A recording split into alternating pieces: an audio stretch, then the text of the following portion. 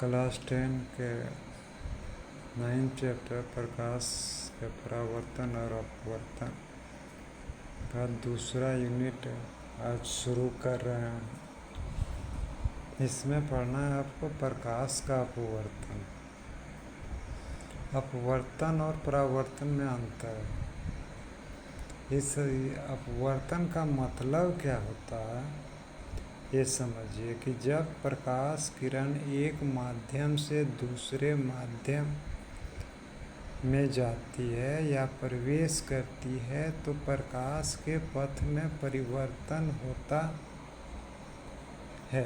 इस परिघटना को प्रकाश का अपवर्तन कहते हैं। इसको ज़रा अच्छे तरीके से समझिए कि जब प्रकाश एक माध्यम से दूसरे माध्यम, यानी प्रकाश अगर हवा में है और हवा में जाएगा तो दूसरा माध्यम नहीं होगा। हवा से कांच में जाए, कांच से जल में जाए, निर्वात से हवा में आवे, तो इसको हम लोग एक माध्यम से दूसरे माध्यम में जाना कहते हैं। प्रकाश सीधी रेखा में गमन करती है, ये बात हम जानते हैं, लेकिन जब माध्यम में परिवर्तन होता है तो वह सीधी रेखा में गमन नहीं कर सकती है, उसके पथ में परिवर्तन होता है। इसी परिघटना को प्रकाश का अपवर्तन कहते हैं। जब यह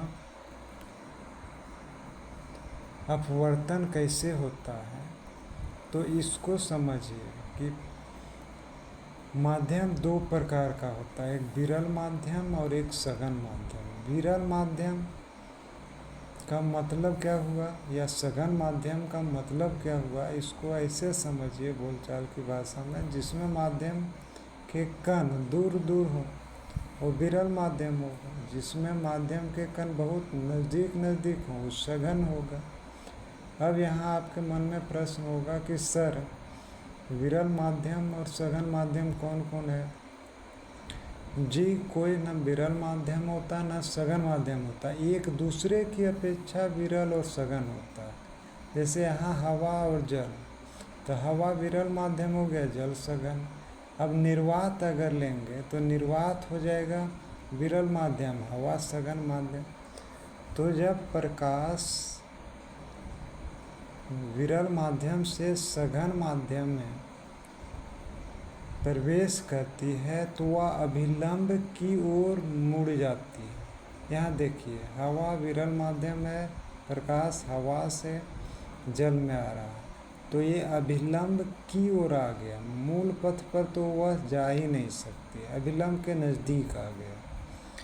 लेकिन जब प्रकाश सघन माध्यम से विरल माध्यम में प्रवेश करती है, यानी उल्टी स्थिति, तो वह अभिलंब से दूर हट जाएगी, वह अभिलंब की ओर नहीं आएगी, अभिलंब से और दूर हट जाती है। तो यहाँ आप देखें कि प्रकाश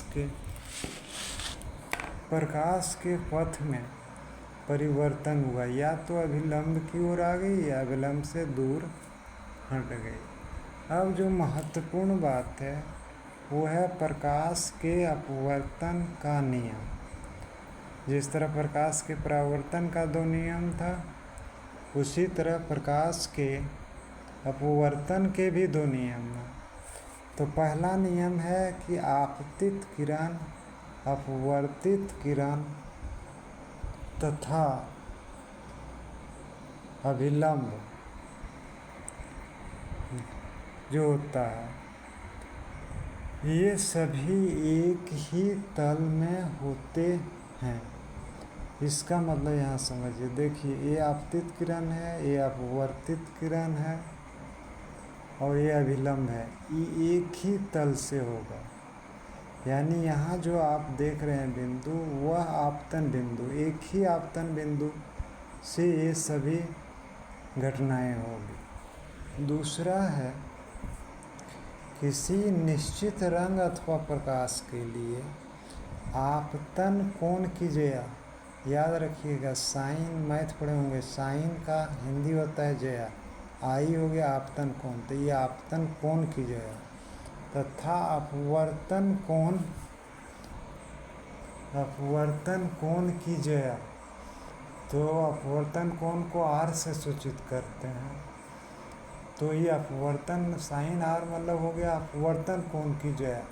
ये बराबर नहीं होती है, बल्कि आपतन कोण की ज्या और अपवर्तन कोण की ज्या का अनुपात हमेशा स्थिर रहता है। इसका अनुपात घटता बढ़ता नहीं है।